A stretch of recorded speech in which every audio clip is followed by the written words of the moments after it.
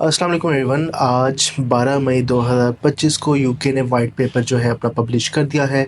It is a very well anticipated moment, क्योंकि UK parliament के अंदर काफ़ी अरसे से इस चीज़ के ऊपर डिबेट चल रही थी कि किस तरह से नेट इमिग्रेशन को कम किया जाए।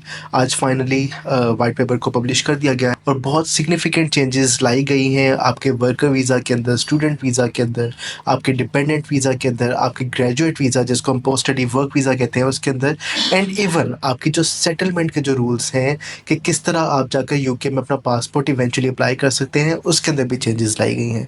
तो इस वीडियो के अंदर हम हर इम्पोर्टेंट चेंज जो कि पाकिस्तानी एप्लीकेंट को समहाउ अफेक्ट कर रहा होगा, हम उन तमाम तर चेंजेस को डिस्कस करेंगे।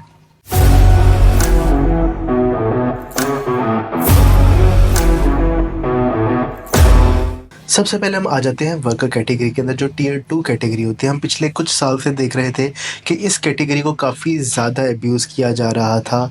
यूके में स्पॉन्सर्स बैठे हुए थे, यूके में एम्प्लॉयर्स बैठे हुए थे जो कि पैसों के एवज़ जो है स्पॉन्सरशिप को बेच रहे थे, और किन लोगों को बेच रहे थे जो कि इवन जो है ग्रेजुएट भी नहीं थे।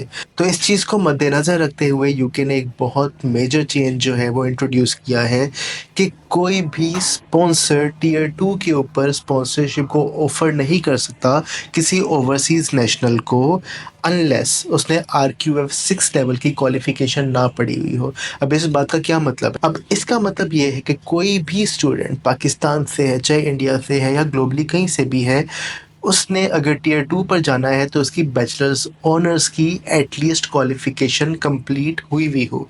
उसके बगैर उसको टियर 2 की स्पॉन्सरशिप मिल ही नहीं सकती। हाउएवर इस चीज़ की एक्सेप्शन ज़रूर बनाई गई है। बैचलर्स ऑनर्स के बगैर एक कैंडिडेट टियर 2 ज़रूर अप्लाई कर सकता है अगर उसका जो ऑक्यूपेशन लिस्ट है वो टेम्परेरी शॉर्टेज लिस्ट के अंदर आई हुई हो।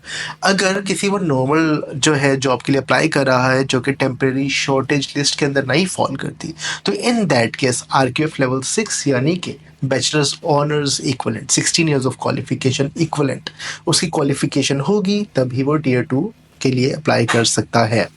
वर्कर वीज़ा में जो तीसरा इम्पोर्टेंट चेंज है वो ये है कि केयर वर्कर कैटेगरी को सिरे से एबॉलिश कर दिया गया है। अब कोई भी स्पॉन्सर एक ओवरसीज़ नेशनल को टियर 2 स्पॉन्सरशिप के अंदर केयर वर्कर या सीनियर केयर वर्कर कैटेगरी के अंदर बुला ही नहीं सकता। तो ये 3 इम्पोर्टेंट चेंजेस हैं जो कि वर्कर कैटेगरी के अंदर आई हैं। इसके बाद हम आ जाते हैं स्टूडेंट वीज़ा कैटेगरी के ऊपर।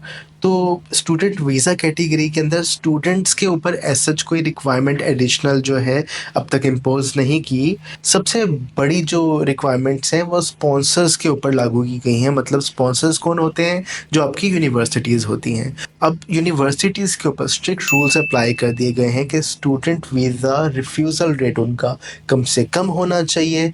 उनकी एनरोलमेंट जो है, हर स्टूडेंट जो कि यहाँ से जा रहा है वो एनरोल लाजमी करवाए, और ना सिर्फ एनरोल करवाए बल्कि अपनी उस क्वालिफ़िकेशन को कंप्लीट भी करे।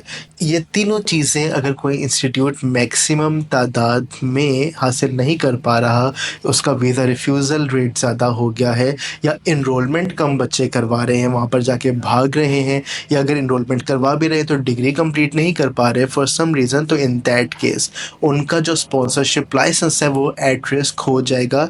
और एट रिस्क के लिए भी इन्होंने 3 कैटेगरीज बना दी हुई हैं, red list, amber list and green list. जिन इंस्टीट्यूट्स का जो ट्रैक रिकॉर्ड है वो अच्छा चल रहा होगा वो ग्रीन लिस्ट में होंगे, जिनका बुरा होगा वो एम्बर लिस्ट में आएंगे, और उनको कुछ इंटरवेंशन जो है वो कंप्लीट करनी पड़ेगी, उनको कुछ इक़दामात लेने होंगे वापस ग्रीन लिस्ट में आने के लिए। अगर कोई इंस्टीट्यूट रेड लिस्ट में चला जाता है तो उसका स्पॉन्सरशिप लाइसेंस जो है वो एट रिस्क हो जाएगा इन दैट केस। इसके अलावा दूसरी चीज़ जो कि इंस्टीट्यूशंस के ऊपर लागू करने लगे हैं वो ये है कि इंटरनेशनल स्टूडेंट से की हुई कमाई के ऊपर एडिशनल टैक्स जो है या एडिशनल लेवी जो है वो लागू करने लगी है यूके की गवर्नमेंट। जिसका इफ़ेक्ट क्या होगा? टैक्स तो यूनिवर्सिटी दे रही है बट इवेंचुअली वो रिकवर स्टूडेंट से ही हो रहा होगा, जिसका मतलब ये है कि बॉटम लाइन के अंदर यूनिवर्सिटीज़ की जो फ़ी है वो स्टूडेंट्स को ज़्यादा पे करनी होगी। तो ये एक चीज़ है जो कि स्टूडेंट को इफ़ेक्ट करेगी with respect to the policies जो कि इंस्टीट्यूशंस के ऊपर लागू की जा रही हैं। सेकंड जो चेंज है with respect to the student visa वो एजेंट्स के ऊपर लागू होता है, जो कि यूनिवर्सिटीज़ ने एम्प्लॉय किए हुए होते हैं ओवरसीज़ रिक्रूटमेंट को देखने के लिए। अब हर एजेंट जो कि यूके रिक्रूट करना चाहता है वो डिफरेंट यूनिवर्सिटीज़, उसको एजेंट क्वालिटी फ्रेमवर्क के लिए साइन अप करना होगा। इसको AQF भी कहते हैं। अगर कोई एजेंट क्वालिटी फ्रेमवर्क से अधेयर नहीं करेगा तो इन दैट केस यूनिवर्सिटीज़ उस एजेंट का लाइसेंस कैंसिल कर देंगी और उस एजेंट को कोई यूनिवर्सिटी जो है वो पार्टनरशिप ऑफर नहीं करेगा in order to recruit students from different countries. इसके अलावा स्टूडेंट्स के ऊपर कोई एडिशनल रिक्वायरमेंट इम्पोज नहीं की गई, बैंक स्टेटमेंट भी उतनी ही रिक्वायर्ड है। उसके अलावा जो है यूनिवर्सिटीज़ की जो कैश की रिक्वायरमेंट है एज सच उनमें भी कोई चेंजेस नहीं है, जिसका मतलब ये है कि अगर एक जनरल स्टूडेंट है वो अप्लाई कर रहा है टू यूनिवर्सिटीज़ तो उसके एंड के ऊपर कोई हम मेजर चेंजेस नहीं देख रहे होंगे। ये चेंजेस, ये इन्फोर्समेंट जो है एजेंट्स के ऊपर और यूनिवर्सिटीज़ के ऊपर देखने को मिलेंगी। इसके अलावा वाइट पेपर में स्टूडेंट वीज़ा के हवाले से इस अब्यूज़ को भी नोट किया गया है कि स्टूडेंट्स डिफरेंट कंट्रीज़ से यूके जाते हैं और फिर ओवरवर्क करते हैं। ये बात हम सबको पता है कि अगर कोई स्टूडेंट वीज़ा के ऊपर जाता है तो उसको 20 आवर्स वर्क अलाउंस जो है वो मिलती है, बट स्टूडेंट्स वहाँ पर जाते हैं, ओवरवर्क करते हैं और इल्लीगल कैश इन हैंड की जॉब करते हैं। तो इस चीज़ को भी वाइट पेपर में नोट किया गया है और इस बात के ऊपर मज़ीद सख्ती आगे देखने को मिलेगी। अगर कोई स्टूडेंट इस चीज़ के ऊपर पकड़ा जाता है तो उसको इमीडिएटली डिपोर्ट कर दिया जाएगा। और इस चीज़ को ट्रैक करने के लिए कि एक स्टूडेंट अगर ओवरवर्क कर रहा है या अपने वर्क अलाउंस से ज़्यादा काम कर रहा है, कैश इन हैंड की जॉब कर रहा है या किसी और इलीगल एक्टिविटी में मुलव्वस है, तो इस चीज़ को देखने के लिए जो है एम्बेसी डिफरेंट इन्फोर्समेंट एजेंसीज़ के साथ जो है इन कोलैबोरेशन काम करेगी and it will make sure कि कहीं पर भी कोई स्टूडेंट अपने राइट्स को अब्यूज़ ना करे। इसके बाद हम आ जाते हैं उस मेजर अपडेट के ऊपर जिसके लिए शायद आप लोगों ने इस वीडियो को ओपन किया था। ग्रेजुएट वीज़ा यानी पोस्ट स्टडी वर्क वीज़ा हम पिछले 1-2 साल से देख रहे हैं कि इसको ख़त्म करने लगे हैं या इसको कम करने लगे हैं या इसकी रिक्वायरमेंट को रेज़ करने लगे हैं, इसको स्ट्रिक्ट करने लगे हैं। तो फाइनली हमें सब चीज़ का जवाब मिल गया है। वाइट पेपर ने जो चेंज पब्लिश किया है with respect to the graduate visa, जिसको हम पोस्ट स्टडी वर्क वीज़ा कहते हैं आम अल्फाज में, वो ये किया है कि 24 महीने का जो ग्रेजुएट वीज़ा स्टूडेंट को मिलता था after the completion of degree, चाहे बेशक वो टॉप अप की हो, चाहे बेशक वो बैचलर्स की हो या मास्टर्स की हो, PhD वालों के लिए 3 इयर्स का होता था।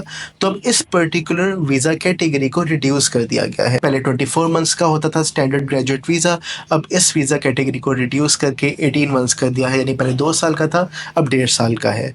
तो ग्रेजुएट वीज़ा को ख़त्म अभी भी नहीं किया गया है। इन शॉर्ट इसको कम ज़रूर कर दिया गया है और कोई एडिशनल रिक्वायरमेंट्स जिस तरह के न्यूज़ में आ रहा था कि ग्रेजुएट लेवल जॉब होगी तभी जो है PSW मिलेगा, तो वो चीज़ भी इम्प्लीमेंट नहीं की।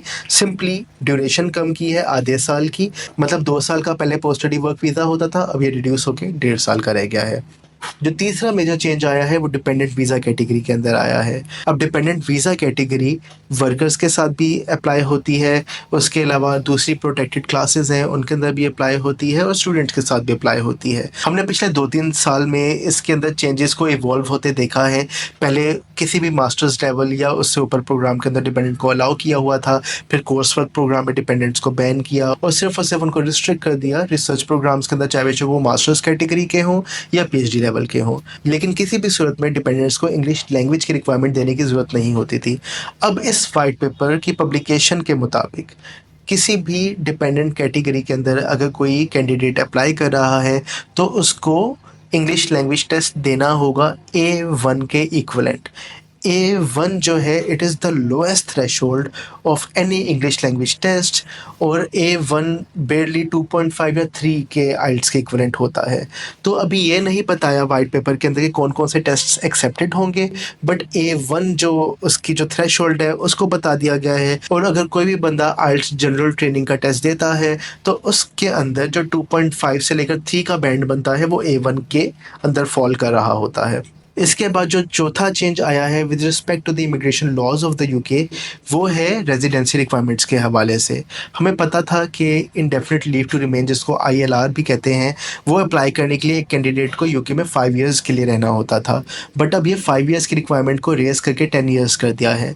इस बात को आपने नोट करना है कि ना ही 5 इयर्स वाली रिक्वायरमेंट में ना ही अभी 10 इयर्स वाली रिक्वायरमेंट में स्टूडेंट वीज़ा या आपका ग्रेजुएट वीज़ा काउंट होता है। इसका मतलब ये है कि अगर कोई कैंडिडेट 3 साल की बैचलर्स डिग्री करने जा रहा है, उसके बाद उसको 1.5 साल का ग्रेजुएट वीज़ा मिलेगा, यानी 4 साल वो यूके रह रहा होगा, वो 4.5 साल आपके 10 इयर्स की काउंटिंग के अंदर शुमार नहीं होते। वो 10 इयर्स आपके काउंट तब होते हैं जब आपने ग्रेजुएट वीज़ा अपना कंप्लीट कर लिया और आपको टियर 2 की जॉब मिल गई और अब आप उस टियर 2 की जॉब के ऊपर आगे मज़ीद 10 साल रह रहे हैं और अपनी जॉब कर रहे हैं, यूके को टैक्स पे कर रहे हैं और तब आप आईएलआर अप्लाई कर सकते हैं। तो जो पहले की 5 इयर्स की रिक्वायरमेंट थी, that has now been raised to 10 years. लेकिन व्हाइट पेपर में एक एक्सेप्शन ज़रूर मौजूद है 10 इयर्स वाले रूल की, कि कोई कैंडिडेट 5 इयर्स के बाद भी आईएलआर अप्लाई कर सकता है अगर उसने यूके की इकोनॉमी में या यूके की सोसाइटी में कंट्रीब्यूट किया है। अब यूके की इकोनॉमी में कंट्रीब्यूट करना या यूके की सोसाइटी में कंट्रीब्यूट करने का क्या मतलब है, ये बात अभी व्हाइट पेपर में क्लियर नहीं है।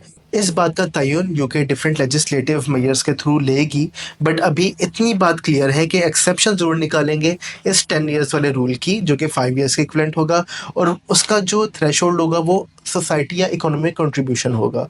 अब वो किस तरह से या कितनी कंट्रीब्यूशन करनी है, उस चीज़ के ऊपर मज़ीद अभी लॉज सेट होंगे। तो हमने जो तमाम तर रिसेंट चेंजेस आई हैं जो कि काफ़ी सिग्निफिकेंट हैं, वो हमने इस वीडियो में डिस्कस कर ली हैं। वर्क वीज़ा से रिलेटेड, आपके स्टूडेंट वीज़ा से रिलेटेड, आपके ग्रेजुएट वीज़ा से रिलेटेड, आपके डिपेंडेंट वीज़ा से रिलेटेड एंड इवन आपकी इमिग्रेशन से रिलेटेड।